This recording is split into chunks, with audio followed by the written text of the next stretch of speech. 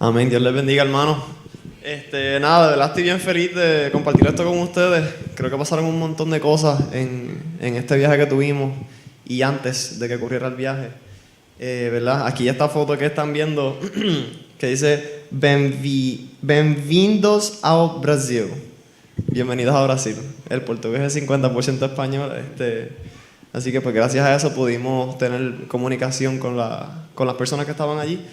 ¿Verdad? Pero antes de decir cualquier cosa de este viaje, yo quiero compartir con ustedes cómo Dios nos proveyó las ayudas económicas para que esto pudiera pasar. Todos los años, CRU hace este tipo de congresos. El año pasado nosotros tuvimos la oportunidad de ir y fue en Punta Cana, República Dominicana, y se llamó Overflow. Este año fue en Brasil, Río de Janeiro, y se llamaba Agora, el congreso. El año pasado, ¿verdad? Dios nos proveyó al grupito de Atletas en Acción que fuimos. Unas personas hicieron unas donaciones, ¿verdad? Allá en Estados Unidos, y pues gracias a esas donaciones que hicieron, pudieron darnos una beca a nosotros que cubrió los gastos del Congreso. Y para la gloria del Señor, el año pasado nos dieron $800 a cada uno de nosotros. O sea, ese dinero era para cubrir los gastos del viaje, del Congreso, transportación, comida y pues todo ese tipo de cosas. Y pues para este viaje que iba a ser en Río de Janeiro, Brasil, pues la cosa era un poquito más complicada. Ellos anunciaron la localización de este congreso el año pasado, el último día si no me equivoco, y habían dicho que el congreso iba a tener un costo de $250, $260. Sí, $250. Pues, pero eso es solamente lo que cuesta el congreso, ¿no? ¿Verdad? ¿Cómo vamos a llegar allá? Es la cosa difícil. ¿Verdad? Y un tiempo antes de que ocurriera esto, nosotros nos enteramos que lo mismo que sucedió el año pasado, que unas personas dieron unas donaciones, lo mismo sucedió este año. Y este año pudieron darnos $1,500 a cada uno de nosotros y éramos 9. Así que Dios proveyó, ¿verdad?, las ayudas económicas. Ese dinero era solamente para cubrir los gastos del viaje.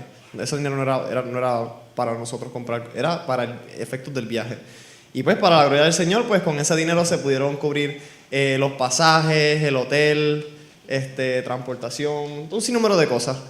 La vacuna contra la fiebre amarilla, que también tuvimos que, ¿verdad?, que ponérnosla, que estábamos haciendo unas averiguaciones y salía en alrededor de $450 por persona para solamente ponernos una vacuna contra la fiebre amarilla, que pues se iba a salir bien caro, pero pues gloria a Dios que ¿fue Keila o fue Monique que consiguió los precios en $150?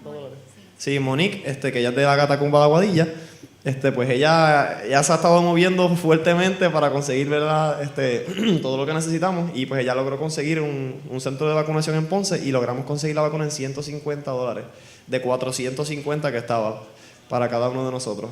Así que pues poco a poco Dios iba poniendo las cosas en su lugar, las finanzas aparecían, los descuentos aparecían. Sí, también nosotros tuvimos un percance con los vuelos, viajamos con una línea aérea que se llamaba Avianca, y después que ya Keila había hecho todos los arreglos y todo estaba en orden, pues nos cambiaron los planes, nos cambiaron los muñequitos. Pero nada, para hacer el cuento largo corto, todo se pudo dar, tuvimos unos cuantos cambios en los países que íbamos a hacer escala, pero para la gloria de Dios, la línea aérea nos proveyó una estadía en un hotel en Perú, porque íbamos a estar 12 horas en Perú y pues nos íbamos a quedar o en el aeropuerto o vagabundeando hasta que fuera el próximo vuelo. Y pues nos proveyeron un hotel, pudimos dormir, gracias a Dios. Bueno, en fin, pasaron muchas cosas, pero Dios fue soberano, de verdad. Así que todo esto fue el background, todo lo que estuvo pasando antes del Congreso y cómo llegaban las pruebas, pero Dios también traía la solución, ¿verdad? Así que, ¿verdad?, esta foto fue cuando llegamos allí al aeropuerto de Brasil. El propósito de nuestro viaje: capacitación, talleres y herramientas para ser mejores discípulos multiplicadores y transformar nuestras ciudades. La misión de Atletas en Acción aquí en Puerto Rico es bien corta y fácil de memorizar: discipular para multiplicar. Esa es nuestra misión aquí en Puerto Rico de Atletas en Acción. Eso es lo que nosotros hacemos en las universidades. Nosotros tenemos grupos de discipulado en la Interamericana de San Germán, en el Colegio de Mayagüez, y también estamos comenzando en la UPI y en Cora. Así que, ¿verdad? El propósito de este viaje era capacitarnos a nosotros. Nosotros íbamos a ir a recibir, a aprender. De la misma manera, ¿verdad? Que fue el año pasado, que fue en República Dominicana. Entonces, que las personas que hicieron este congreso, ¿verdad? Los organizadores, ellos querían que este congreso no simplemente fuera un punto de encuentro, porque íbamos a estar todas las personas de CRU de Latinoamérica y el Caribe, y algunos países también de América del Sur. Ellos querían que esto fuera un punto de salida, porque ellos tienen una visión que para el 2020, ellos quieren tener, creo que si no me equivoco, son 10 millones de discípulos multiplicadores en toda Latinoamérica y el Caribe. Y entonces nos estamos moviendo en esa dirección. Por esta razón es que todos los años hacen este tipo de congresos para mantener la visión clara y traer capacitación y conocimiento, ¿verdad?, a las personas que estamos trabajando con cualquier rama de CRU. Y pues ese es el propósito de estos congresos que han hecho durante durante estos años. Aquí, ¿qué fue lo que hicimos? Este grupito que ven aquí, nosotros estábamos haciendo un trabajo comunitario en una de las favelas. Esa fue una experiencia increíble. Aquí hay personas que, ¿verdad? Al frente estoy yo, Keila, Génesis. Hay varias personas que son de Brasil y de diferentes países. Entonces, pues nosotros estuvimos en una de las favelas haciendo trabajo comunitario. Y ese día era el día de misión urbana. Eso fue uno de los días que estuvimos allí, que fue día de evangelización y trabajo comunitario. Algunas personas estuvieron en las ciudades, en las playas y en las favelas. Entonces nos dividimos en muchos grupos de 30 a 50 personas, porque aproximadamente habían de 1.300 a 1.400 personas en el congreso. Y nos dividimos en grupos de ese tipo de cantidad. Y pues nos fuimos por toda la ciudad de Río. Algunos se fueron para la playa de Copacabana, que es una de las playas más famosas del mundo. La favela, excelente pregunta. Está bien, sí. Sí, ¿quieres preguntar? Sí, mira, la favela es el lugar, se puede decir que es un lugar un poco peor que los caseríos aquí en Puerto Rico. Es un lugar de mucha pobreza y es un lugar sumamente caliente. Son lugares bien peligrosos. La policía no entra a esos lugares ni el gobierno. Realmente están casi abandonados y son, o sea, en Brasil hay montones de favelas, o sea, montones, y la población de las favelas están entre 50.000, 120.000 y hasta 3 millones de personas en esas favelas. Son casitas, o sea, construidas bien mal, todas están unidas así, con boquetes, o sea, son cantitos de bloques con cantitos de cementos por algún lado y cantitos de zinc, y pues las basuras enormes así por el lado, ¿sabes? Una extrema pobreza, y lo que se mueve ahí pues es la droga. Es la droga, y pues las personas viven en ese ambiente de pobreza y en ese ambiente tan difícil, y la policía no entra ahí porque no puede entrar porque lo asesinan. Esas son las favelas. Sí, las favelas en Brasil es como si fueran los caseríos aquí en Puerto Rico, pero 1000 veces peor. Las favelas allá, la arquitectura, ellos mismos los construyen, tú ves que eso parece un hormiguero. Los edificios, las casas están hechas como en un tipo de ladrillo que es como brown, más o menos, parecen como bloques de ladrillo. Y todas las casas están bien juntas, y viven millones de personas. Hay favelas en todo Brasil. La mayor parte de la población de Brasil completo vive en favelas. Sí, alrededor como del 70 al 80% de la población del país vive en este tipo de condiciones. Cuando tú ves fotos de Brasil, que si el Cristo Redentor, la ciudad de Río, eso es un % minúsculo comparado porque Brasil es gigante. Hay favelas en todo Brasil, y hay algunas que son tan, ¿verdad? Como Genesis estaba diciendo, que son tan peligrosas, tan calientes, que la policía, ¿verdad? Con rifles de asalto, todo, casco, todo, no se meten a más de, no sé si eran 200 metros o 200 pies hacia adentro, porque la gente adentro está más armada, tienen más armas que la misma milicia. Y pues los niños, millones de niños viven ahí. Las familias, la mayor parte de la población del país. O sea que es bien difícil. Así que el grupo de nosotros, para allí fue que fuimos.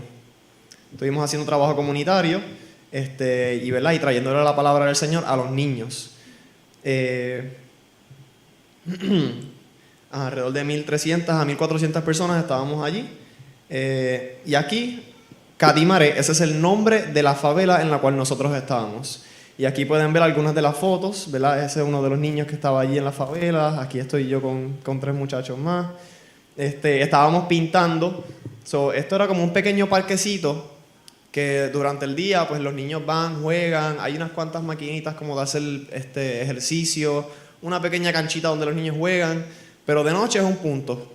De noche se va a vender droga, a hacer tráfico y pues a consumirla. Y de día pues es para los niños. Es un sitio, estaba bien sucio, la pintura, todo estaba bien feo. Y nosotros fuimos con un grupo súper brutal de gente, se metieron con guantes, brincaron la verja, se metieron abajo a recoger toda la basura. Bueno, hicieron un trabajo increíble. Así que el grupo de nosotros era como de 30 a 50 personas aproximadamente y en eso nos dividimos en otros subgrupos. Ustedes van a estar trabajando con los niños, ustedes van a estar pintando, ustedes van a estar recogiendo. Y así nos dividimos. Yo estuve pintando, así que yo, como pueden ver aquí, estaba pintando una de las verjas esas que estábamos pintando toda azul. Ahí atrás pueden ver una pared que estaba toda fea, llena de hongo, la estábamos raspando, pintando.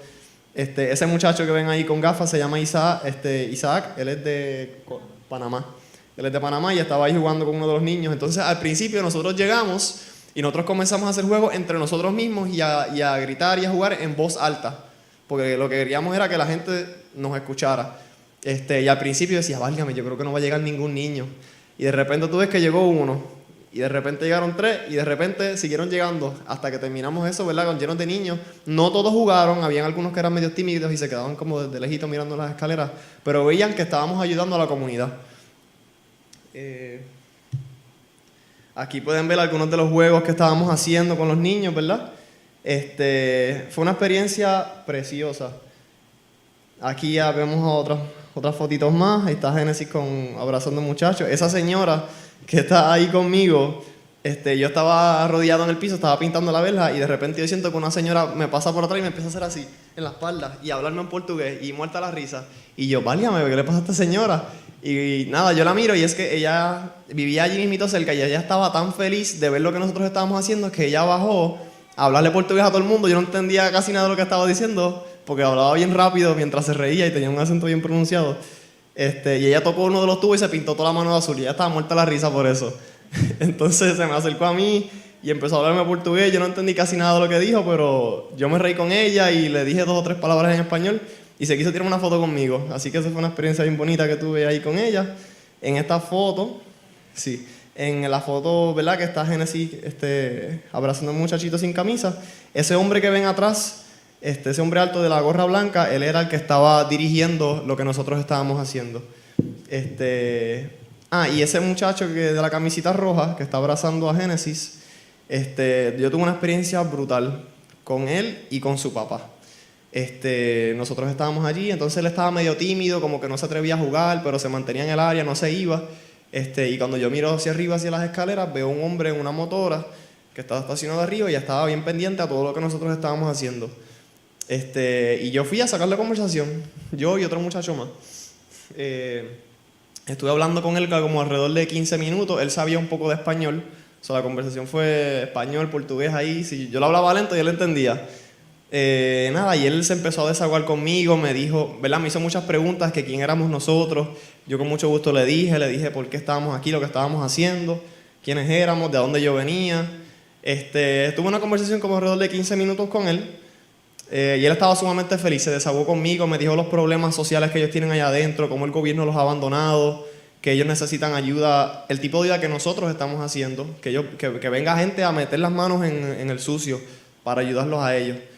Y estaba sumamente feliz. Después de eso, pues se tuvo que ir en motora porque me dijo que se iba a bañar y qué sé yo, y que venía después. Y él se fue. Entonces el otro muchacho que estaba conmigo me dice, mira, ¿tú sabes quién es ese hombre? Que ese muchacho que estaba conmigo era de allí, de Brasil, pero sabía un poquito de español. Me dice, ¿tú sabes quién es ese hombre que tú acabas de hablar? Y yo, no. Y me dice, ese hombre es un narco que tiene poder en toda esta región. Y la razón por la cual sabe español es por el tráfico. Porque él trafica con diferentes países y por eso es que él sabe español y por eso es que estaba hablando contigo. Y yo me quedé, ¿en serio? Yo acabo de hablar con un narco. Y nada, yo bajé de nuevo, seguí pintando y bregando con los niños. Y Y al par de minutos veo que él regresa de nuevo y se estaciona arriba. Y pues la razón por la que él estaba ahí, porque él estaba pendiente, porque cualquier cosa que suceda en el área, pues él se entera de lo que sea. Y yo volví y subí otra vez a hablar con él. Pero obviamente ya sabiendo quién era. Nada, continué hablándole. Y cuando él llegó con el celular de él, tirándonos fotos a todos nosotros y bien feliz. Y cuando me vio de lejito, él hizo así y me llamó a mí, porque quería tirarme una foto a mí con su hijo, que es el muchacho ese, el nenito ese que Genesis está abrazando, de la camisa roja. Que es la misma cara de su país. Y nada, me tiró una foto y yo volví, lo saludé y continué hablando con él súper feliz, le ministré un poco en el poquito tiempo que tuve, ¿verdad? Pero me chocó mucho, ¿verdad? Porque yo pude ver la necesidad tan grande que hay en las favelas y cómo aún las personas más malas anhelan ayuda. Y qué mejor personas para ayudar que nosotros que venimos en el nombre del Señor. Así que ese fue el trabajo, ¿verdad?, que estuvimos haciendo. Aquí está Genesis abrazando a uno de los muchachos. Entonces fue una experiencia bien bonita porque cuando nosotros terminamos todo esto, muchos niños se nos acercaron. Yo creo que a Genesis fue que le preguntaron que si nosotros íbamos a venir la semana que viene. Entonces ellos, ¿verdad?, al principio estaban tímidos, pero después terminaron abriendo su corazón a nosotros, abrazándonos. Se tiraron fotos conmigo, con Genesis, nos abrazaban. Entonces esa foto ahí de la derecha, que Genesis está hablando con el muchacho, ese librito que tienen es algo parecido a las 4 leyes espirituales. Ahí estaba, ¿verdad?, Genesis compartiendo con él. Sí. La camisa que nosotros teníamos tenía unos símbolos.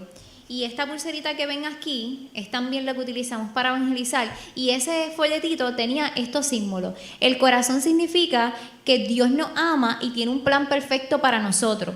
El signo de división significa que algo nos separó de Él y ese fue el pecado que nosotros cometimos. La cruz significa que hubo alguien que nos rescató de ese pecado y que murió por nosotros. Y el signo de pregunta significa, ¿quieres seguir a Jesús? Y pues básicamente eso fue lo que utilizamos para evangelizar. Ahora le queremos presentar un pequeño videíto, ¿verdad? Porque una cosa es que lo hablemos y otra cosa es que ustedes lo vean de las diferentes ciudades que visitamos. Unos fueron a Copacabana, otros fueron a otras ciudades y nosotros tuvimos la dicha de ir a la favela. Les voy a presentar ahora el video para que lo puedan.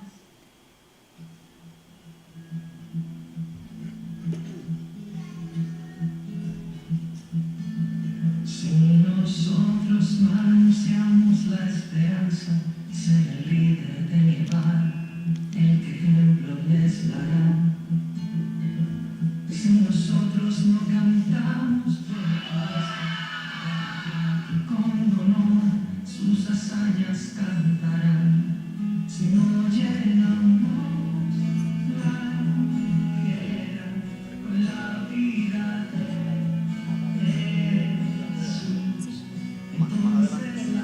entonces la oscuridad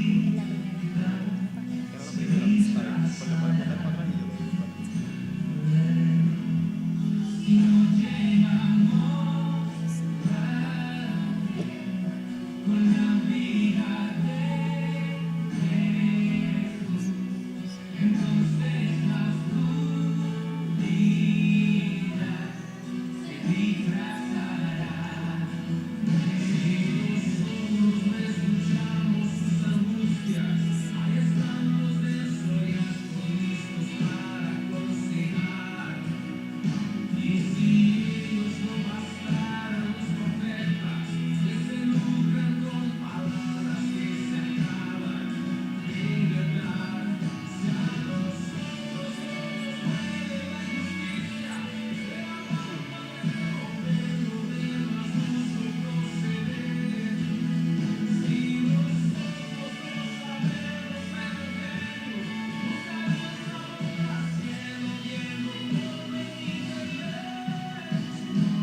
Si no llenamos la guerra con la vida de Jesús, entonces la oscuridad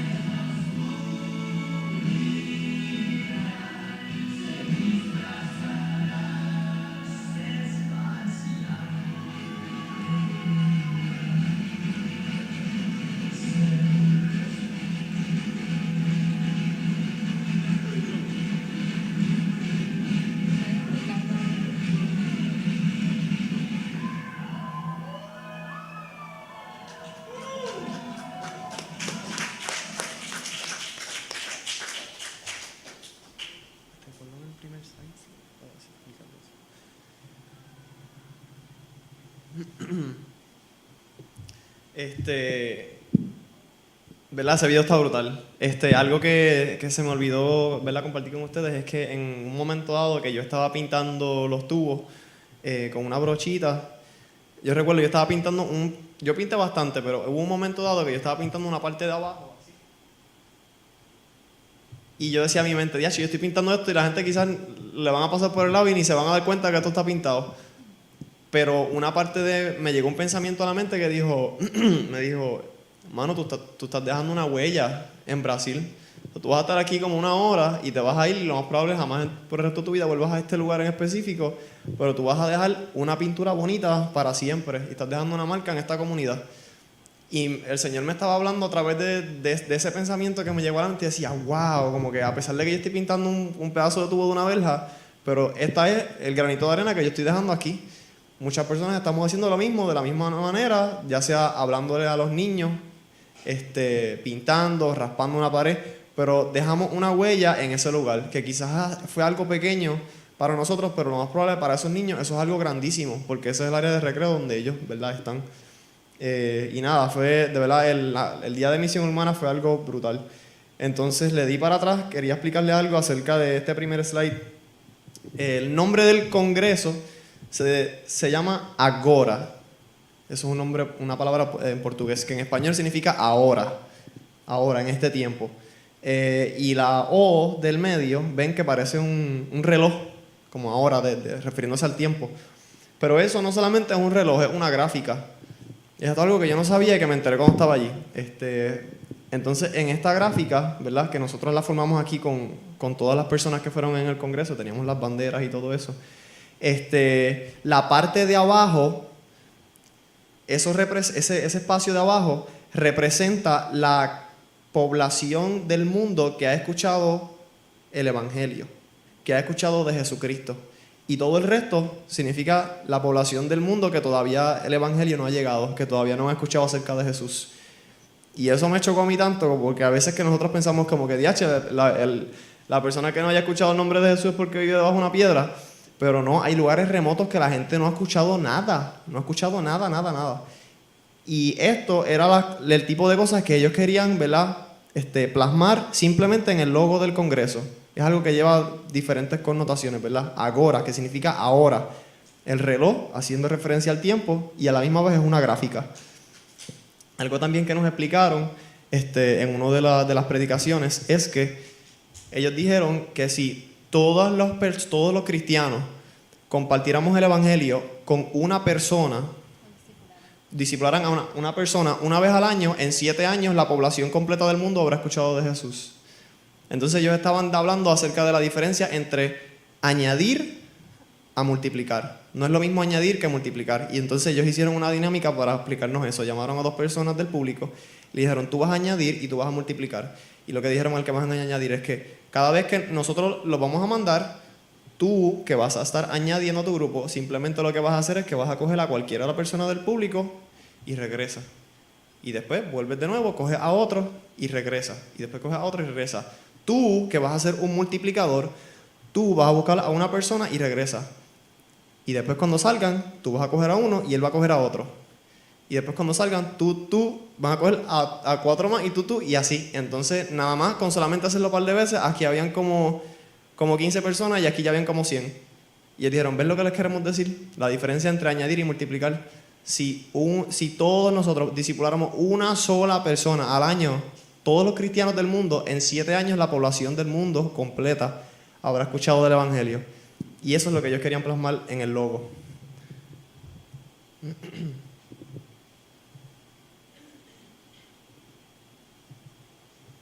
Entonces, ¿qué aprendimos? ¿Verdad? Uno de las predicaciones que nosotros escuchamos la dijo un hombre, si no me equivoco era de Etiopía. Etiopía, ¿verdad? Sí, se llamaba Bekele. Entonces él estaba, ¿verdad? Parte de su predicación fue dar su testimonio. Entonces, ¿verdad? Para hacerlo lo más breve posible, él viene de una familia que tuvieron muchas situaciones. El papá de él trabajaba en la aldea donde ellos estaban. El papá de él trabajaba para un brujo que tenía mucho poder en esa aldea. papá de él trabajaba para ese brujo. Y el papá de él también tenía cierto poder, pero ese poder pues venía con un precio. El precio era que él se tenía que levantar todos los días a las 4 de la mañana a fumar, a beber y a hacer ciertos rituales. El papá de él tenía 3 esposas, abusaba de las 3, físicamente, violentamente y en todo el sentido de la palabra, de las 3 esposas. Y cuando él fallaba alguna orden que le había dado el brujo, pasaban cosas, se pagaba con muerte. Y era que se le moría algún hijo, se pasaba alguna, ¿cómo se dice? No es catástrofe, una desgracia en la familia. Si él fallaba en algo, pasaba una desgracia. El punto es que se le murieron 13 hijos, siempre cuando eran bebés, nunca llegaban ni siquiera a pasar de los primeros añitos. Y pues eso era lo que estaba sucediendo. Entonces, como se le morían cada rato, él tenía 3 esposas, varios hijos, y se le morían todos, se le morían cada rato. Él ni siquiera le ponía nombre a sus hijos, porque decía, ¿para qué le voy a poner un nombre si se va a morir? Entonces, nace Bekele. Todavía no se llamaba Bekele porque no le habían puesto nombre, pero nace él. Sí, le pusieron el nombre de Bekele como a los 3 o los 4 años. El punto es que un día, este hombre, en un sueño, tiene una revelación, ¿verdad? Y en un sueño vienen unos ángeles y lo llevan al cielo y lo llevan al infierno. Y él brevemente, ¿verdad?, explicó las cosas que él vio en el cielo. No tuvo la oportunidad de ver mucho, pero que era un paraíso que él no podía describirlo. Luego, ¿verdad?, lo llevan al infierno, pero no pudo entrar. Simplemente estuvo como en las rejas, como en el lugar donde se entra, pero no entró. Pero desde allí él podía escuchar todos los gritos desde adentro. Una cosa horrible. Y sentir toda esta presencia tan pesada y todo el azufre y todo. Y escuchaba los gritos todavía no había ni entrado. Y los ángeles le dijeron, ¿tú quieres entrar ahí? ¿Tú quieres venir para acá? Y él, no, yo no quiero venir para acá, sáquenme de aquí. En eso despierta del sueño, ¿verdad? Y esto le impactó demasiado. Entonces al otro día, no sé si fue al otro día o en esos próximos días, llegaron 2 cristianos a su casa, 2 personas que vinieron de parte del Señor a ministrarles. Y pues resulta que esas 2 personas eran recién convertidos. Que, ¿verdad?, Dios los envió a esa casa a hablarle a él. Entonces ellos llegan y comienzan a hablarle acerca de la paz y el amor. No comenzaron a hablarle directamente de Jesús, sino que fueron poco a poco. Le comenzaron a hablar como que, mira, ¿de verdad tú quieres que reine la paz en tu casa? ¿Tú quieres que reine el amor? Y empezaron, y llegaron entonces a Jesús. Entonces ve que le dice, yo siendo pequeñito, un niñito, yo escuché lo que dijeron estas 2 personas que vinieron a mi casa. Yo no sabía ni quién era Jesús, yo nunca he escuchado ese nombre, pero yo dije, si Jesús va a traerse a mi casa, pues yo quiero aceptar a Jesús en mi corazón. Y lo hizo, siendo un niño. Y el papá de él también aceptaba a Jesucristo, ¿verdad? Comenzó, ¿verdad?, comenzaron a suceder ciertos cambios positivos en su familia. Y un día el papá de Bekele está caminando por las praderas en África, y se encuentra una Biblia en el suelo. Encuentra un libro así. Pero ¿qué pasa? El papá de Bekele es analfabeta. Entonces encontró el libro y dice, esto tiene que ser el libro que me dijeron estas 2 personas, esto tiene que ser una Biblia, pero es que yo no sé leerla. Y se sentó debajo de un árbol y dijo, bueno, la voy a abrir y deja ver si puedo entender algo. Y cuando la abrió, él podía entender todo lo que decía la Biblia. Sí, él la abrió. Él sentía una voz que le decía, ve debajo de ese árbol y coge ese libro que está allí. Y la voz le dijo, ábrela. Y la voz le dijo, este será el único libro que tú podrás leer. Y así fue que él pudo. Así que él, ¿verdad?, era un analfabeta, ¿verdad?, tuvo esta experiencia sobrenatural, abrió la Biblia y sabía leer. Pero sin embargo, cogía cualquier otro libro o lo que sea y no sabía leer. Y miraba la Biblia y la entendía. Y el hijo le decía, pero ¿cómo es posible que tú sabes lo que dice aquí, pero no sabes lo que dice aquí y son las mismas letras? Y el papá decía, yo no sé, yo no puedo explicártelo. Una cosa increíble del Espíritu Santo. Entonces, ¿verdad?, me chocó tanto porque podemos ver una persona que estaba metido en la oscuridad y que fue usado por el Señor y por el Espíritu Santo de una manera tan exagerada. O sea, un analfabeta que sabe leer la Biblia, pero le pone algo en su mismo idioma al lado y no entiende. Eso es el poder del Espíritu Santo completamente. Así que él regresa a su casa y él dice, todo el mundo tiene que conocer acerca de Jesús. Entonces toda la gente lo conocía en su aldea porque pues él tenía autoridad, tenía influencia por las cosas que él hacía. Así que él trajo a toda su aldea a su casa, les predicó, les ministró y toda la aldea completa terminó convirtiéndose a Cristo. Entonces, de verdad que eso me chocó una cosa increíble, porque Dios escogió a la escoria pues, más baja que posiblemente tú te puedas imaginar, y a través de esa persona se convirtió la aldea completa, y presentaron una foto de toda la masa así de personas, todo el mundo. Sí, miles de personas. Sí. ¿Verdad? Eso es un poquito de las experiencias que Wilito pudo tener. Pues yo estaba sumamente emocionada porque iba para Brasil. Yo no podía creer, para mí era como que increíble que yo iba para Brasil, porque yo nunca había planificado ir para Brasil y tener esa oportunidad. Pero pues eso solamente lo hace Dios, ¿verdad? Y llegamos allá y estaba emocionada porque nos íbamos a encontrar, ¿sabes? Miles de misioneros de diferentes partes del mundo nos íbamos a encontrar allí. Y me iba a encontrar también con misioneros que he conocido en otros años y que pues pasan los años y no nos vemos porque son de otros países. Y yo estaba sumamente emocionada, adicional que también iban los misioneros de Venezuela. Y nos pidieron, fue a toda última hora, nos pidieron que pudiéramos llevar una lista de medicamentos para ellos, y eso fue el día antes. Yo no había preparado nada porque, para los que no saben, yo trabajo de lunes a viernes y llego a mi casa tardísimo y no había hecho absolutamente nada, todo lo dejé para último, y el sábado yo tenía que hacer 1500 cosas. Y yo decía, no me puedo ir para Brasil sin yo llevar esos medicamentos. Yo quería llevar los medicamentos, así que me voy. Y para los que no saben, los medicamentos aquí son sumamente caros. Y habían medicamentos del corazón, de la diabetes, del páncreas, del corazón, de la presión, del azúcar. Habían antibióticos para niños y esos antibióticos son carísimos aquí. Habían unas que las pastillas costaban $1.25 cada pastilla. Y era un tratamiento de antibióticos. Así que me esforcé y yo estuve como 3 horas en la farmacia el sábado tratando de conseguir varios, de toda la lista de los medicamentos, llevar un poquito de ellos.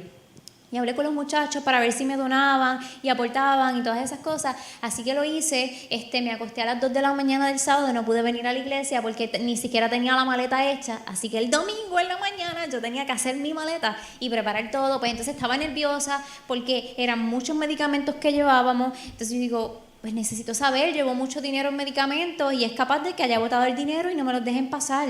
Y yo tratando, pues estuve como 1 hora y media tratando de hablar con la aerolínea a ver si los podía pasar, pero entonces después tenía que llamar al aeropuerto, a aduana, lo que sé yo. Ay, Dios mío. Pues fue una tensión bien brutal. Y yo estaba deseosa que llegara ese viaje porque tenía muchas situaciones en mi trabajo a que yo quería salir huyendo. Y yo quería que llegara ese viaje para yo desconectarme completamente. Pero entonces salimos a las 7 de la noche, íbamos tarde, Willy nos estaba esperando, mi papá se antojó de comer a última hora, mi Willito llamándome, y entonces el vuelo salía, nosotros teníamos que estar, bueno, a las 5, porque el vuelo salía a las 7, pero teníamos que estar antes, ellos nos ponen una fecha y teníamos que chequear todas las maletas, así que íbamos tarde, salimos de casa de Willy como a las 3 y pico, ¿verdad, Willy?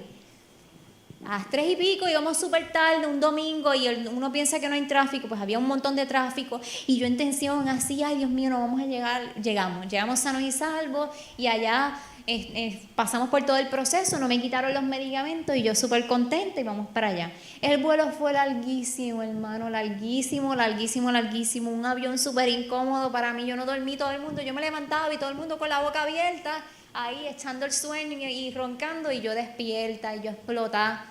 Llegamos al aeropuerto, teníamos planificado ya una transportación privada. Cuando llegamos al aeropuerto, pasamos por el proceso de aduana y todas esas cosas, salimos, estaban allí esperándonos, pues la guardia de allí quiso hacer una inspección que duró 2 horas, la inspección de la guagua, en donde nosotros nos íbamos, para cuando terminara la inspección de 2 horas nos dijeran que se iban a llevar la guagua en grúa. Así que estuvimos 2 horas ahí y pico esperando y tuvimos que llamar a taxi, nos tuvimos que dividir. Y yo pensé que yo no regresaba viva porque guían como locos. Aquello es una cosa terrible. Allí es sálvase quien pueda, ¿verdad? Y me llevaban ahí como a 150 kilómetros por hora, porque allí es por kilómetro. Y yo iba así, ay Señor, Dios mío, que yo pueda llegar sana y salva por lo menos al hotel. El hombre está así hablando, mirando para atrás, así. Por la carretera. Trepándose por la acera, o sea, por las aceras que tú no te puedes trepar, pues él trepaba el cajo así, lo tumbaba para cortar camino. Y yo, ay, mi madre, porque allí el tráfico, eso es terrible, terrible. Pero llegamos sanos y salvos allí al hotel, ¿verdad? Entonces, al segundo día, nosotros llegamos lunes y martes era el día que nos teníamos que registrar, que comenzaba todo.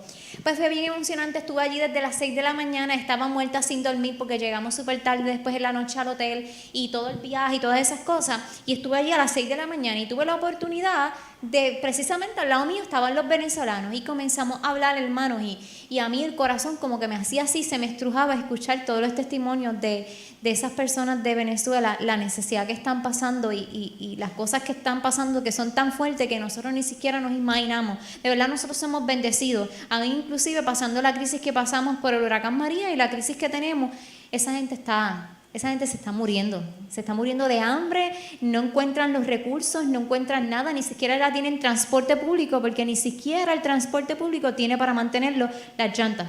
Sale carísimo, hay la fracción del valor de los pesos que ellos tienen, de la moneda que ellos tienen, no, ellos no son reales, ellos son bolívares, yo creo. Ajá. Es demasiado, o sea, deprecia todos los días, entonces está todo el mundo en quiebra ya, no consiguen los medicamentos, hay gente que se está muriendo de hambre, o sea, hay gente que una vez al día come una arepa, o sea, hermano, una arepa es una cosa miniatura, ya yo me hubiera muerto disecado con una arepa porque yo como un montón. Sí, la cuestión del dólar, el dinero de ellos no vale nada. O sea, $1 de nosotros puede valer como 20,000 de los de ellos. No tiene ningún tipo de valor. Y pues la situación que ellos están es literalmente sálvese quien pueda. Lo que mejor que puedes hacer es vivir de la tierra o buscar lo que te puedas comer porque el dinero no vale. $1, si no me equivoco, ahora mismo está como en 24,000 de los de ellos, que no tiene ningún tipo de valor. Sí, nosotros allá somos multimillonarios. Nada más con 100 pesos nosotros somos allá una gente millonaria. Yo específicamente tengo amigas venezolanas que están aquí y tienen, ¿sabes? Son dos visiones diferentes. Tengo una que está, que la familia es pudiente porque tiene mercados, tiene supermercados, tiene todas esas cosas, y la otra no. Entonces, recientemente los pudieron traer para acá y van a estar aquí este enero, van a intentar buscarle, ¿verdad?, asilo político, pero ella decía, Génesis, yo me eché a llorar porque una cosa es escuchar lo que ellos me dicen, sí, nosotros estamos comiendo y lo otro, y cuando yo los vi llegar, que yo los vi de la manera en que ellos estaban, a mí se me desgarró el corazón. Hermanos, la necesidad es real, es real. Pues nos empezamos a encontrar con los diferentes misioneros y yo me sentía tan contenta y yo decía, Señor, gracias porque tú me has permitido estar aquí y vivir esta experiencia. Y comenzó el congreso y era una agenda bien cargada porque era desde las 8 de la mañana hasta las 9 de la noche. Ahí con adoración, con plenarias, talleres, diferentes cosas que teníamos. Y desde el primer día, hermano, Dios comenzó a hablar. O sea, la palabra que se traía en las plenarias, Dios tocaba mi corazón, bien brutal. Hubo uno que ese fue el primer día. Este señor, una sabiduría brutal. O sea, con tan solo cositas así de detalle, él comenzó desde la raíz.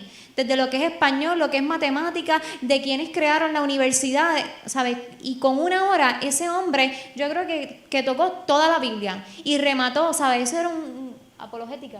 Sí, él estaba diciendo la influencia que ha tenido el cristianismo en nuestra historia. Y pues comenzó tocando las diferentes ramas de la educación, desde las matemáticas, la filosofía. La más que me llamó la atención fue el origen de kindergarten. ¿De dónde tan siquiera sale esa palabra? Kindergarten, es una palabra compuesta. Esto, ¿verdad? La persona que comenzó esto fue una persona cristiana. Si no me equivoco era maestro. Entonces un día él estaba en su casa y él ve a su padre trabajando en el jardín. Y él ve como su padre tan delicadamente trabaja con las plantas más pequeñas y el cuidado que les daba. Y él se le queda mirando y le dice, si nosotros le diéramos esa atención a los niños pudieran crecer igual de saludables que las plantas que tú estás haciendo ahí en el jardín. Y ese fue el comienzo de kindergarten. Garden significa jardín. Y yo me quedé como que, ¿en serio? Y eso tan siquiera un ejemplo. El tipo estuvo 1 hora dando, válgame de todo. Tocó temas de apologética y estaba diciendo básicamente que aún en la universidad y en las escuelas, aunque no te lo digan de frente, pero detrás de esto hay una agenda humanista, ¿verdad? Que tratan de minimizar todo lo que tenga que ver con Dios, evitar tan siquiera la palabra Dios, pero la verdad es que todo, absolutamente, o sea, todo ha sido influenciado por el cristianismo y ¿verdad? Por personas que creen en Dios y tienen su base cimentada. Así Así que ese hombre me explotó la mente y yo creo que a muchos de los que estábamos allí nos explotó la mente con algo tan sencillo como lo explicaba. O sea, se le podía parar el ateo más grande del mundo y ese hombre lo derrumbaba con palabras sencillas y humildes. No tenía necesidad de contender en la palabra para nada. Y él lo hacía. Así que ese fue el primer día. El segundo día era otro en la plenaria. Algo que me impactó mucho a mi corazón decía, nosotros los cristianos queremos conocer cuál es la voluntad del Señor. Pero somos muy pocos los que queremos hacer la voluntad del Señor. Porque hacer la voluntad del Señor conlleva que nosotros tenemos que morir a nosotros mismos, menguar para que Cristo crezca en nosotros. Y también significa que no necesariamente los sueños que nosotros tengamos son los sueños que el Señor tiene para nosotros y los planes que Dios tiene para nosotros. Y a veces, en el transcurrir de nuestra vida, de nuestra estancia en la universidad, nosotros tenemos metas, nosotros tenemos sueños y lo ponemos aquí. Y a veces caminamos llegando para tratar de llegar aquí. Y como que vamos olvidando que el Señor nos creó, ¿verdad?, para otras cosas, que el Señor nos creó con un propósito, que sí nos permite en lo secular brillar, obtener diferentes méritos, pero a veces olvidamos, ¿verdad?, cuál es el propósito y el plan que Dios tiene para nuestra vida y a veces queremos vivir nuestra vida. Sí, vamos a la iglesia, sí, somos cristianos, pero vivimos nuestra vida. No estamos viviendo la vida que el Señor quiere que nosotros vivamos para Él. Y hermanos, cuando yo llegué allá, yo decía, Señor, hay tanto que hacer. Como que me ministraba mucho mi corazón porque yo estaba bien enfocada en mis metas, en mis sueños, estaba bien enfocada en lo que he estado haciendo. Y yo dije, wow, Señor, hay tanta y tanta y tanta necesidad. Jesus Film, ellos... es la película más traducida. Ellos traducieron la película de Jesús, de la vida de Jesús. Y es la película más traducida en el mundo entero. Es más de 1600 idiomas. Y ellos siguen continuamente, ¿verdad?, buscando traducirla y alcanzar. Y ellos con Jesus Film, ellos han impactado los lugares más remotos del mundo. O sea, ellos van a las tribus. Y yo cogí un taller de la evangelización latinoamericana y en las diferentes etnias. Y a mí me impactaba tanto, yo de verdad que yo ahí sentada, yo lloraba, porque yo veía cómo esas personas, cómo esos misioneros de Jesus Film iban a esas tribus sumamente peligrosas, hermanos, porque los matan y se los comen. Eso es lo que hacen ellos, y son de las tribus más peligrosas que hay porque son sumamente violentas. O sea, los ritos de ellos son matar personas, sacarles corazones, hacer diferentes cosas así. Y ellos han llegado hasta esas tribus, ¿verdad?, con esta película, y tú ves todas esas tribus con los miles de aretes que tienen y cuernos y las cuestiones esas que tú te asustas nada más de verlo, todos ahí sentados viendo la película de Jesús en su idioma. Sí. ¿Verdad? Jesus Film, como Genesis dijo, es una de las ramas de Cruz, que tiene Cruz, al igual que Atletas en Acción. La película de Jesús, ellos tienen el récord Guinness de verdad que es la película traducida a más idiomas en el mundo. Ya pasaron de 1600 hace un par de meses. Y ellos se dedican a ir a los países y a los lugares más remotos, ¿verdad? Contratan a personas que hablen la lengua nativa de ese lugar, los capacitan, ¿verdad? Y esas son las personas que hacen las voces de Jesús y de todas las personas. Hacen todo el proceso completo, que es súper complejo, y luego llevan la película a ese país. Eso es lo que ellos se dedican. Entonces ellos enseñaron un pequeño videíto, que era lo que Genesis estaba explicando. Ellos trataron de alcanzar una tribu que era bien hostil, ¿verdad?, que asesinaban a las personas por las razones más simples, se podían arrancar la cabeza y de todo, a los intrusos y todo eso. Ellos trataron de hacer contacto, y pues le dijeron que se fueran o que los iban a matar a todos. Y se tuvieron que ir. Un tiempo después sucede algo en la tribu, que no sé qué fue, no recuerdo ahora mismo. El punto es que ellos terminan rogándole a los misioneros que regresaran y que les hablaran de Jesús. Ellos, ¿verdad?, los misioneros regresaron, entonces ellos tienen un equipo para poder proyectar la película, que lo puedes cargar simplemente en un bultito. Tienen un proyector pequeño que es bien poderoso, la pantalla blanca, lo arman todo cabe en un bulto y se llevaron eso para allá. Llegaron en el avión, ¿verdad?, trajeron la película de Jesús, se terminó convirtiendo en la aldea completa.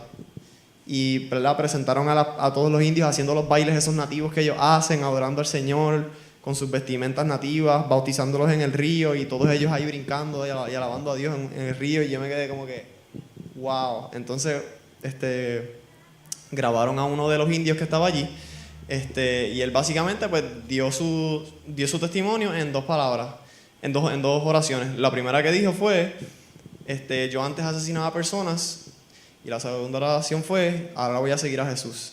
Solamente en dos oraciones. Y yo me quedé como que, como que fue un cambio tan grande, de un antes y un después tan grande que tuvo. Así que básicamente, ¿verdad? Eso es a lo que se dedican las personas de Jesus Film. Pues sí, para mí era impactante ver, ¿verdad?, cómo estas tribus aceptaban al Señor, conocían de la palabra del Señor y cómo estas personas, o sea, hermanos, ser misionero no es fácil, ¿sabes? A veces Dios nos manda a misionar en nuestro propio país, pero a veces también Dios te lleva a otros lugares. Y a donde te lleva a los otros lugares es riesgoso, hermano. Así que los misioneros necesitan mucho de la oración, que es un sustento para ellos, para que Dios envíe su protección a cuidarlos y que realmente podamos impactar esas comunidades. Y también los misioneros también necesitan sustento. Así que Dios pone a uno para sustentarlos en oración, Dios pone a otros para sustentarlos financieramente y Dios envía a otros a los lugares, porque no todos podemos llegar a los lugares, pero Dios sí hace eso, porque en Cristo somos un cuerpo y el cuerpo tiene diferentes partes y todos tenemos importancias para el Señor. Así que impactaba mucho eso y lo más que me impactó fue que de ese misionero que estaba ahí, que tenía como 80 años el misionero, y va a las tribus remotas en el Amazonas, en Brasil, por allá, y él iba con una fidelidad al Señor increíble, no importando su edad, él iba ahí, se paraba ahí.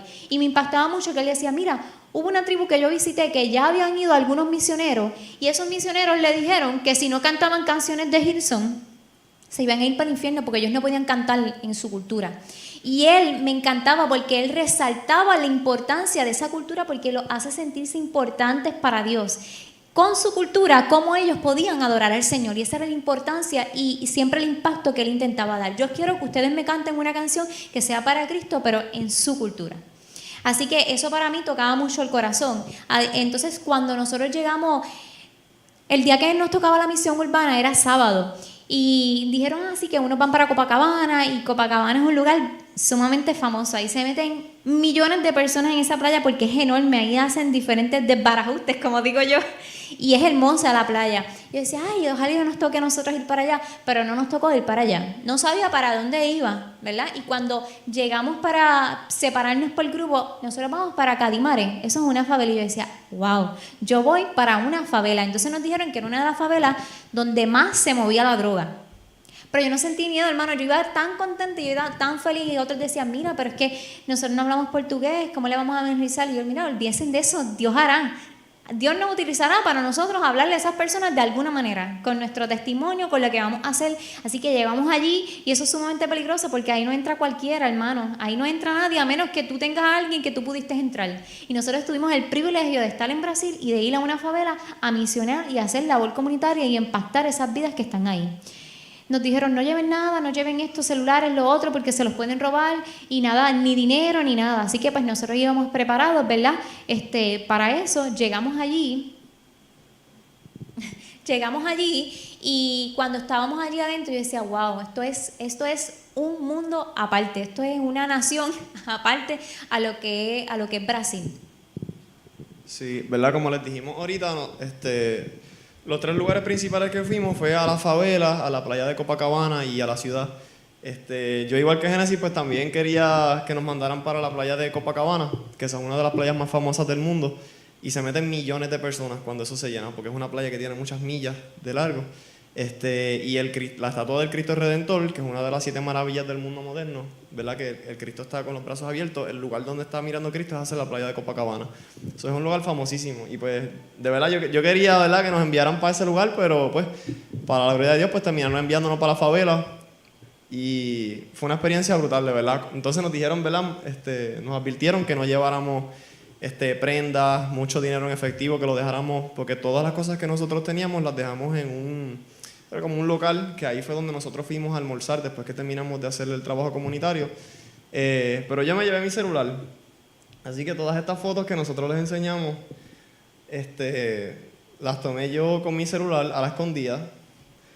Entonces yo lo que hacía era que me ponía el celular en el pecho y tiraba las fotos aquí así.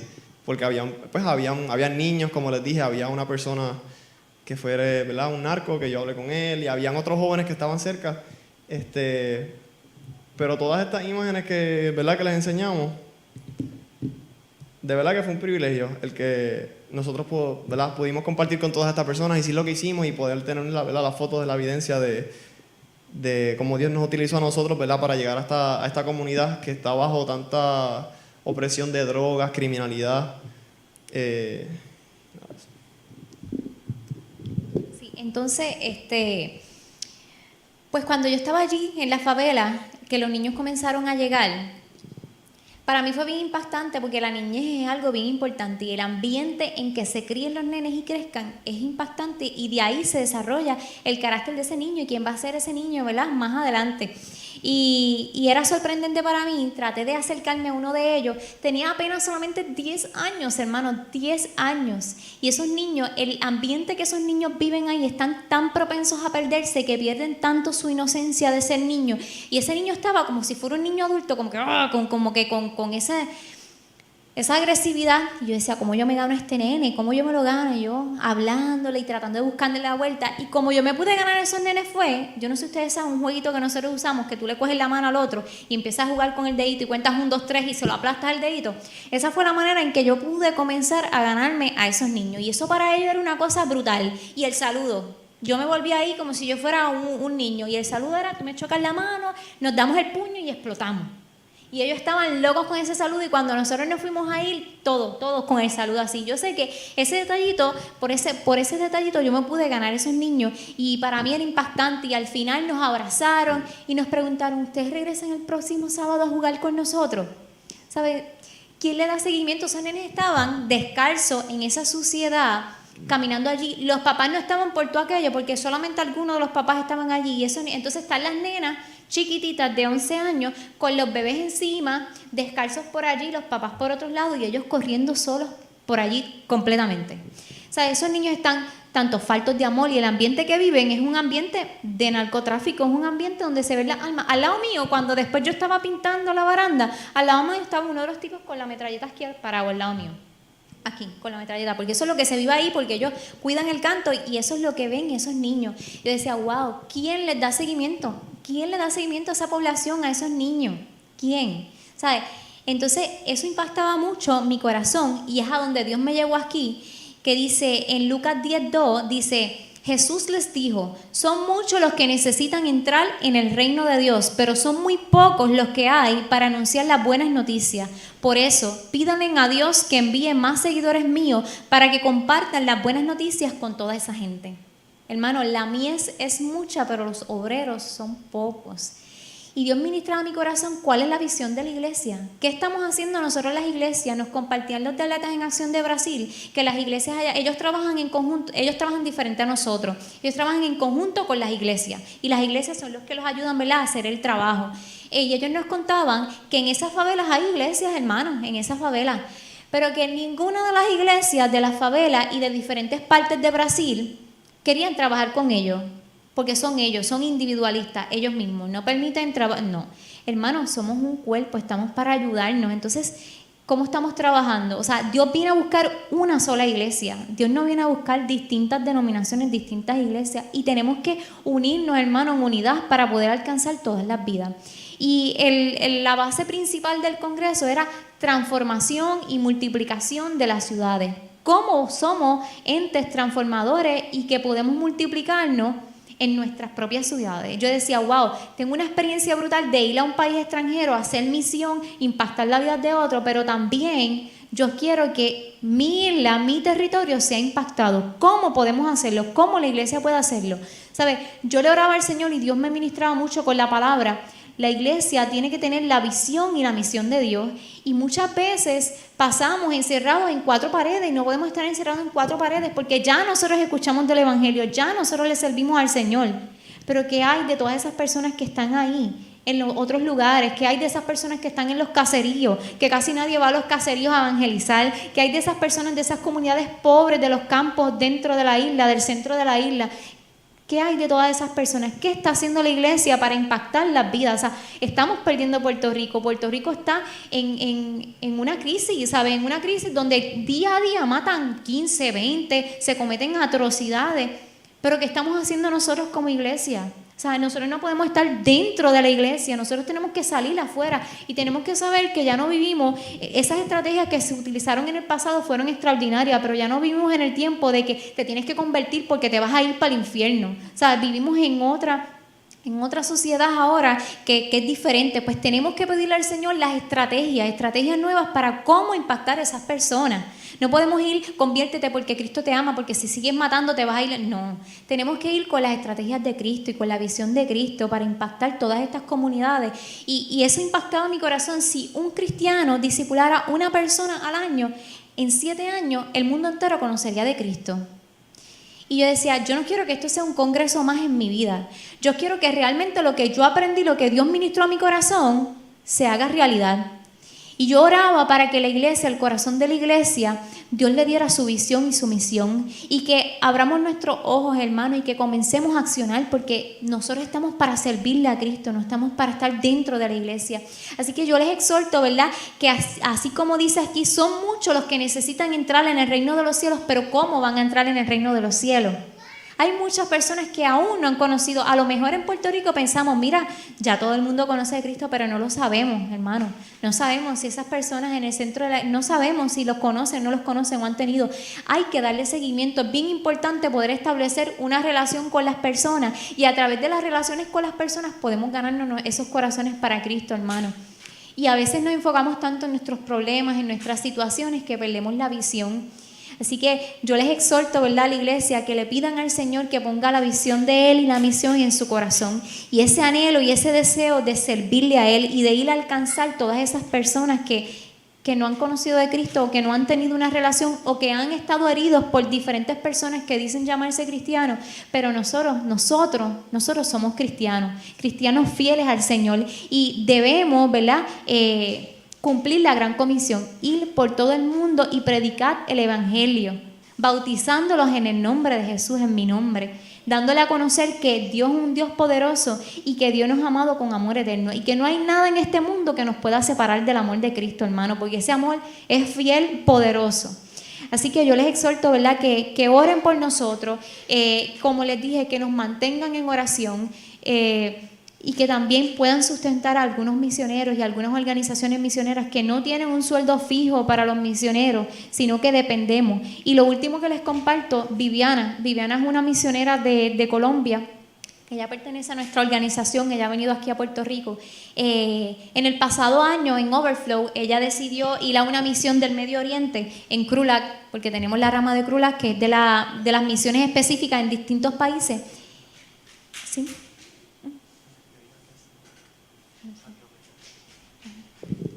Sí, ¿verdad? Cuando nosotros decimos CRULAC, LAC lo que significa es Latinoamérica y el Caribe. Así que, ¿verdad?, los congresos que han estado haciendo durante todos estos años, pues cuando, ¿verdad?, siempre que dicen CRULAC, pues ¿verdad?, se refieren a todas las personas que trabajan con la organización que están en Latinoamérica o el Caribe. Y Viviana, en Overflow, que eso fue el año pasado, en verano, en junio, Viviana decidió ir a un país del Medio Oriente a hacer misiones en ahí. Así que Viviana, ahora en Agora, después de un año, dio el testimonio del país en el cual ella fue. Ella no dijo el nombre en que fue por seguridad, ella tuvo que cambiar su Facebook, etcétera, diferentes cosas.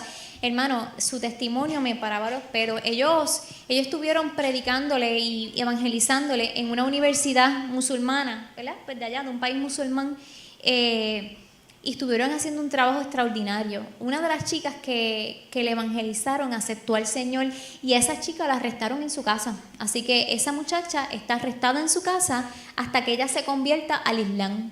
Y si ella y fue arrestada por sus padres, no fue por otras personas, fue por sus papás. Así que ella está presa en su casa hasta que ella se convierta al Islam. Y si ella no se convierte al Islam, pues la van a matar. La van a matar. Así que entonces el último día que ellos estaban allí, le tendieron una trampa porque sabían que ellos eran extranjeros y que estaban discipulando y que creían en Jesús. Le tendieron una trampa, lo cual ellos no se habían imaginado, y llegaron a un lugar con un musulmán. Gracias a Dios pudieron salir vivos de allí y salieron del país más rápido que volando ese día, pero se corre peligro, hermano. Así que yo les exhorto que nos mantengan y nos cubran en oración. Y eso que ella presentaba ahí, esa pasión por servirle a Cristo, ahora ella dice que va a ir a una comunidad, a un lugar donde es lleno de musulmanes. O sea, Dios le puso en su corazón ir a evangelizarle a los musulmanes y alcanzar musulmanes para Cristo. Así que eso es una tarea sumamente difícil y su vida corre peligro. Ella solamente tiene 26 años. Así que esa pasión que tiene esa joven de 26 años, que nosotros la tengamos en nuestros corazones, aunque no podamos ir a un lugar, pero sí a nuestro país, sí a nuestra comunidad. Y la visión del Congreso era que transformáramos y multiplicáramos la ciudad. ¿Cómo lo hacemos? Pues con diferentes estrategias y saliendo a las calles, hermanos. Así que eso es lo que le quería compartir. Muchas gracias por su atención y Dios les bendiga.